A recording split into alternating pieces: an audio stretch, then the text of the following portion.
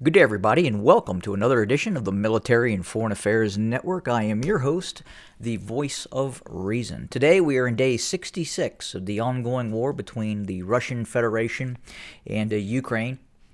Overnight, in the last 24 hours, we've seen more than 100 Russian tactical airstrikes against Ukrainian targets, both in the Donbass area of operation and deeper in the country as well. We've also seen the use of over 1,000 artillery strikes on various aim points running from Kharkov all the way down towards Donetsk and beyond. And we kind of continue to see this methodical push by Russian forces to achieve the pocketing of both the fortified cities of Kramatorsk and Sloviansk. And right now, we do see the heaviest fighting, the heaviest battles taking place south of Izium. We are continuing to see that slow Russian breakout, supported directly by heavy artillery and airstrikes as the Russians continue to maneuver in a direction that would take it to the west of both Kramatorsk and Sloviansk. We also continue to see the Russians pressure Ukrainian forces near the city of Popasnaya.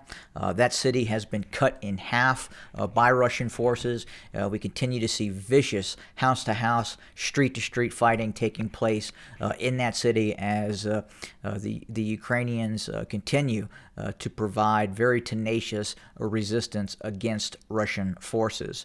It would appear that in some areas extending in the far east of the combat zone, running from Severodonetsk to Lyman, we are starting to see Ukrainian troops back off and withdraw from some of these areas in hopes of strengthening their position more towards the direction of attack coming from Izium and to the east in the direction of Popasnaya as well.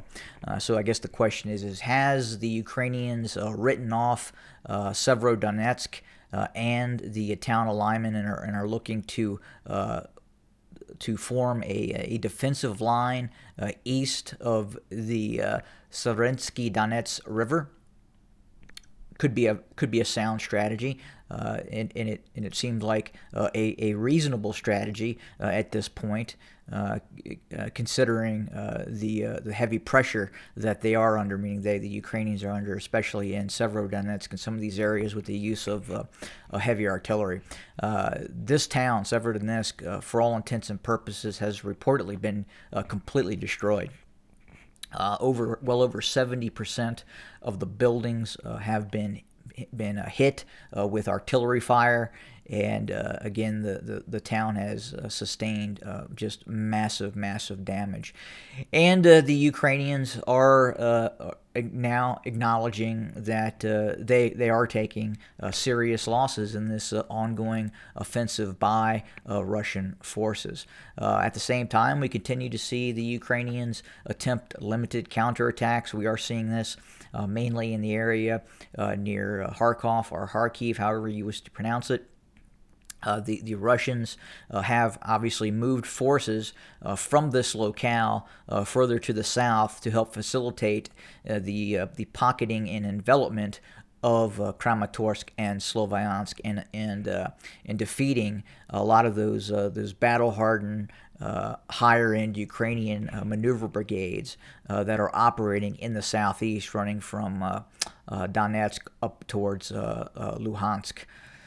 But that's kind of what's happening right now in the Donbass area. Further to the southwest, we are seeing the Russians making limited gains to the northwest of Kherson. The Russians continue with limited offensive operations, as do the Ukrainians as well. It would appear that recently we have seen the Russians facilitate some of its gains and continue to maneuver and engage Ukrainian forces west of the Dnieper River.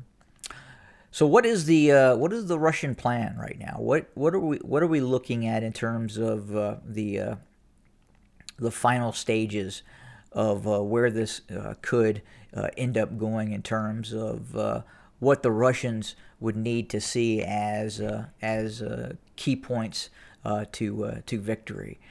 And I've heard some reports that indicate the Russians want to completely secure the Ukrainian coastline up towards the Transnistria region, and that's going to be incredibly difficult for the Russians to do. I mean, if they're looking at creating this land corridor, basically from the Crimea or from the current terrain that they hold, and that is going to mean, in all probability, seizing control of key cities like Mykolaiv, more to the north as well, and securing multiple points of areas where they can cross over many of these rivers, and that's going to be very, very difficult for the Russians to do. It's also going to mean at some point encircling and cutting off Odessa. So if we look at some of the challenges the Russians had in Mariupol, and the continued challenges the Russians have in Mariupol and completely seizing control of that city, the same is going to be for Odessa and these other cities such as Mykolaiv that the Russians are going to have to take to secure a land bridge all the way to Moldova and completely cut the Ukrainians off from the sea. That is going to be a much more difficult operation than taking all areas east of the Dnieper River. And I think if we fast forward 10 years from now, and or even 5 years from now, and we look at it from the Russian point of view in terms of attempting to create this strategic depth for defense, what does that look like? And if that was the rationale for the Russians launching this war, then it is going to have to seize control of all terrain east of the Dnieper River. If hostilities were to stop, if, let's say, the Russians decide to not move forward and seize Kharkiv, Poltava, and other areas east of the Dnieper River, and it does end up launching in hypothetical a successful military operation, which it seizes, Odessa, and creates that land bridge, that is going to be a very, very difficult area to defend, and I don't think it's something that the Ukrainians will end up accepting, and we will probably have a fixed, static war in perpetuity with quite possibly large insurgency operations by the Ukrainians continuing, especially if they've not secured all areas east of the Dnieper River. And I don't know how the Russians would be able to see that as a victory. So it's my thought that the Russians will attempt, at least first and foremost, they have to win the battle of Sloviansk and Kramatorsk. If this doesn't happen, if the Russians are not successful in encircling, reducing, and destroying, and then taking this area, all other options are really kind of off the table for the Russians at this point.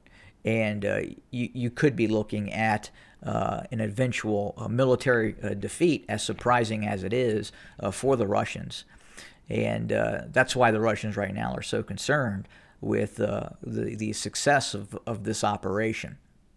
Now, if the Russians are able to finally reduce, encircle, destroy, and take control of this area where my circle is kind of doing loop-de-loops, then what's the next option? So is option one continuing to that land bridge towards Moldova, completely sealing off Ukraine from the Black Sea? Or is it to continue to take territory in the east?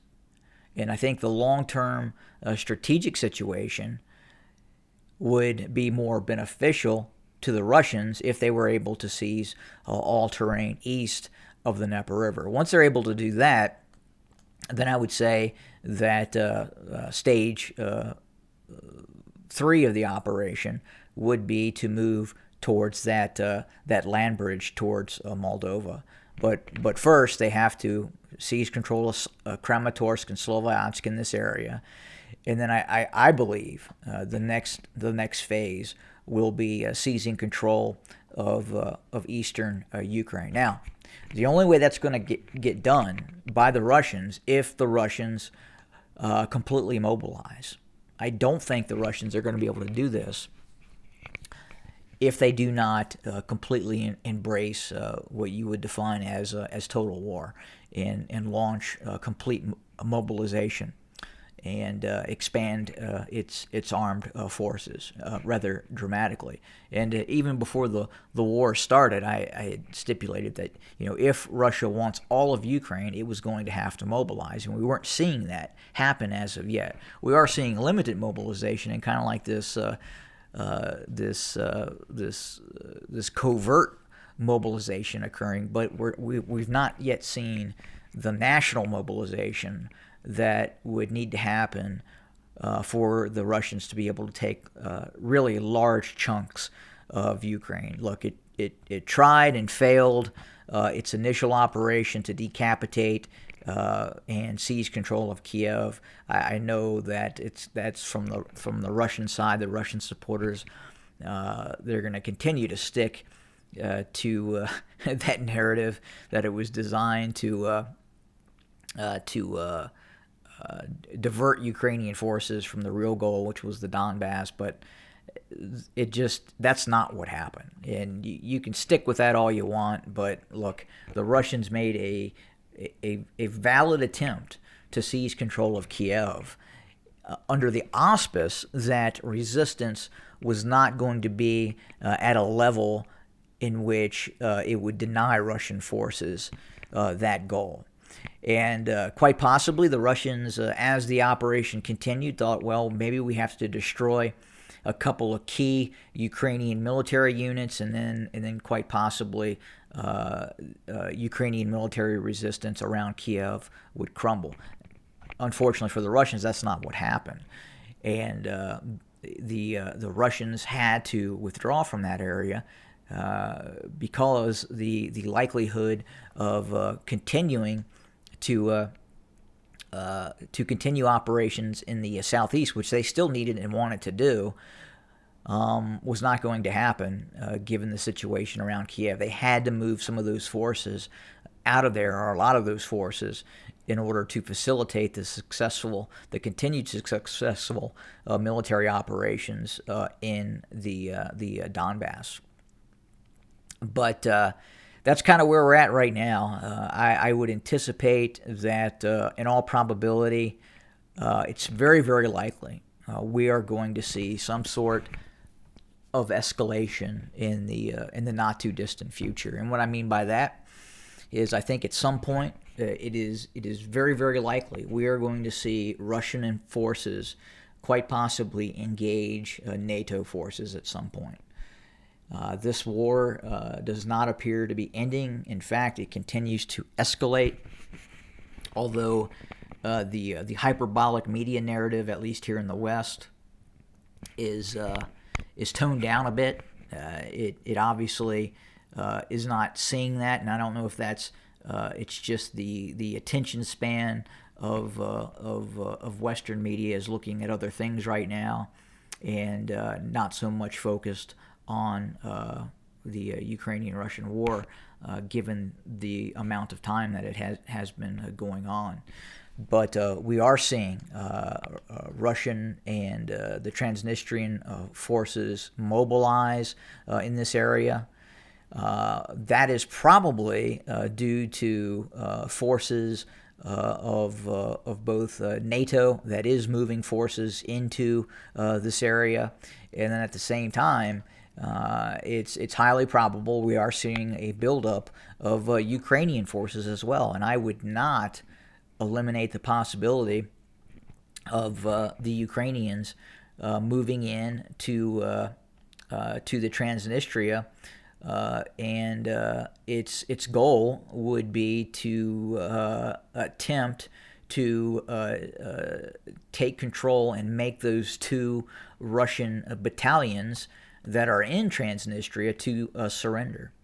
And they could then hold, quite possibly, maybe this is the Ukrainian thought process, is that they would then threaten those two Russian combat battalions in Transnistria, get them possibly to surrender in order to facilitate, quite possibly, the movement of, say, Ukrainian forces out of the remaining Ukrainian forces out of Mariupol. Again, this is just a hypothesis, but it does look like something it could be getting ready to occur in this area, the Transnistria area. We're seeing both sides starting to position for military operations, and I would say it's more likely, much more likely, that we would see an actual Ukrainian attack on Transnistria as opposed to a Russian operation out of the Transnistria in the direction towards Odessa or something like that. There's just not enough Russian forces, even if the very small population were to mobilize in this area. It's still it's just not ready for a major conflict, and that's probably why we are seeing the Russians attempt, or looking to attempt, a move towards that area at some point. So I guess the question is right now, are the Russians going to attempt to seize control of all areas east of the Dnieper River, or are they going to make a move towards the Moldovan border? And again, that's going to happen after, and only after, if they are successful near Kramatorsk and Sloviansk. If they're not successful there, then all bets are off. If the Russians don't have that ability to encircle and destroy those Ukrainian forces in this pocket, which could eventually be created, the idea that we will see a successful Russian military operation seizing control of Mykolaiv, enveloping and sealing off Odessa, crossing major terrain river features along the way, engaging Ukrainian units along the way, and maintaining adequate supply lines as it makes its drive towards the Moldovan border and Transnistria. All bets are off.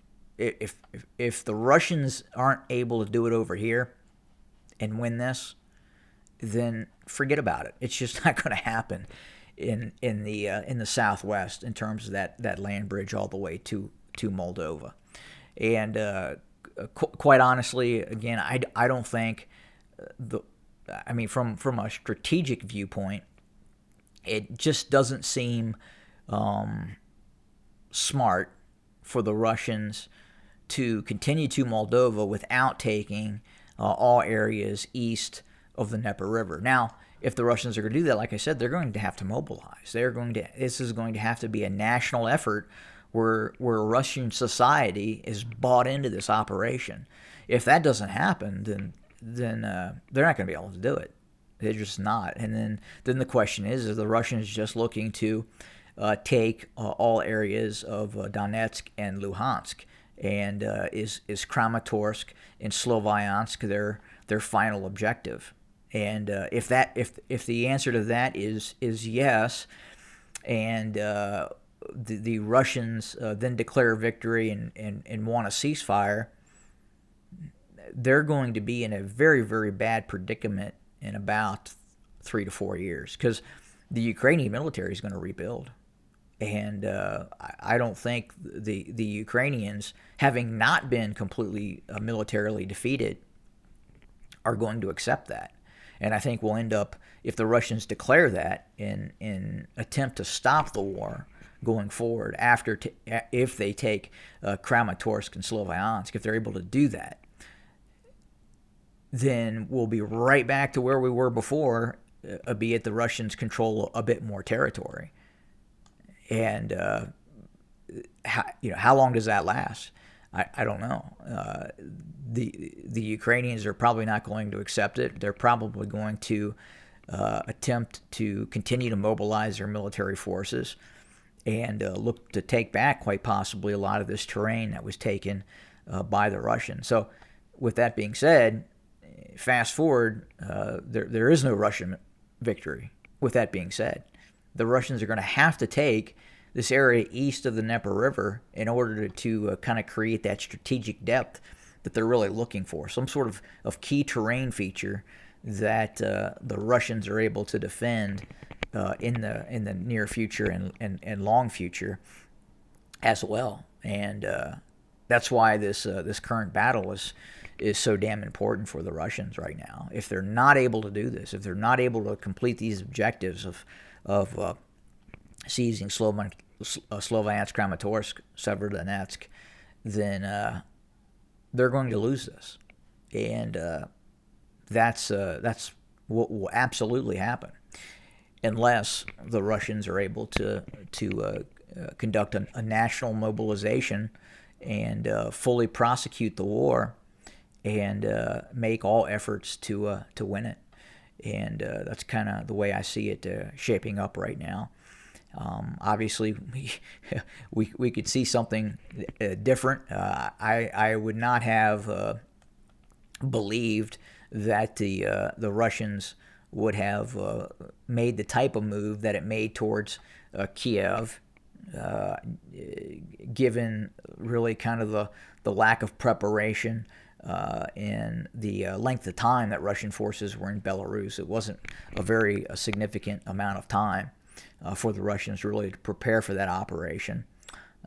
But they went ahead with it, and it didn't work out for them. It was that high risk, high reward that ultimately failed, and quite possibly, given the loss of momentum and the degrading of some of these what were believed to be some of the better combat units of the Russian military. I mean, we know that the 1st Guards Tank Army, which was looked at as the cream of the Russian ground forces, outside of the VDV, of the Russian airborne forces, did not perform very well in the north of Ukraine. And many of those forces are now being rebuilt, and many of those battalion tactical groups and regiments of the 1st Guards, consisting of the 4th Guards Tank Division and 2nd Guards Tank Division, did not perform very well. And we observed that some of the better Russian units were actually units from the southern military districts that were coming out of Crimea and or originating in the south of Russia, and it's thought that the 2nd Guards and the 4th Guards of the 1st Guards Tank Army were really show divisions, and they probably didn't get or have not been training the way that they probably should have going forward. It was a show division, really based near Moscow. It was probably a privy division, meaning like if you were joining the Russian military and you wanted to remain close to Moscow or be near Moscow. And these units obviously had better facilities and somewhat better equipment. I mean, the 4th Guards Tank Division was still using T-80Us, and most of them didn't have thermal imaging sights. And I mean, I don't think that really made a lot of difference for a lot of these Russian units, because we've seen a lot of examples of T-90s, T-72B3s that had thermal optics, but they were just abandoned on the roadside or or destroyed in ongoing operations. But it just kind of shows you what the the possibility of lack of training and training how you fight, and then also the logistical issue as well that the Russians initially faced, and then that compounding with by all appearances the Ukrainian military is performing admirably, and it's also at times appears to be better equipped than some of these Russian forces that I see. Really, where the Russians hold a lot of the advantage in this war is its air power, and even that is proving not to be what we had thought it could be. Yes, the Russians are hitting a lot of targets in Ukraine, but given the fact that the Russians may have air dominance, they don't have air supremacy. They are still very, very hesitant about flying into western Ukraine and dropping GLONASS bombs on targets, where they have to get, let's say, within 3 to 4 miles of a target to release its bomb. Most of the attacks that the Russians are doing right now in the West are predominantly like cruise missile and ballistic missile types of attacks, because the Ukrainian air defense system is still active, and that's in large part because of the West, of NATO, North Atlantic Treaty Organization, and it's as I've talked about before, the early warning aircraft that are in use in feeding the Ukrainians up-to-date information on a 24-hour basis. So the Russians really don't have the ability to go in, and even if they knock out, and they have knocked out, some of the long-range early warning radar systems that the Ukrainians possess, the Ukrainians still have that long-range early warning radar system up and running because they're using NATO assets that are outside the borders of Ukraine. And that's why I think we're going to at some point see some sort of escalation happening. I mean, this is more dangerous than the Bay of Pigs in Cuba. I don't think people really understand just how dangerous this war is right now. And I could get on I could go for an hour talking about that, but it's just something that I don't think the West really understands how dangerous this war is. And that's one of my concerns. And I'm going to do a part 2 of the video. I'm going to talk about kind of where I stand on the conflict, and I try to give a fairly unbiased reports on what we're looking at. But I want to talk about the long-term strategic situation and why I look at things the way I do, and I'll try to explain that in part 2, and where I think this is going, especially in the long term, not the short term, but the long term. And that's going to involve other nations as well into this equation. So thanks for joining us, and we'll have more very, very soon. Have a good day, everybody.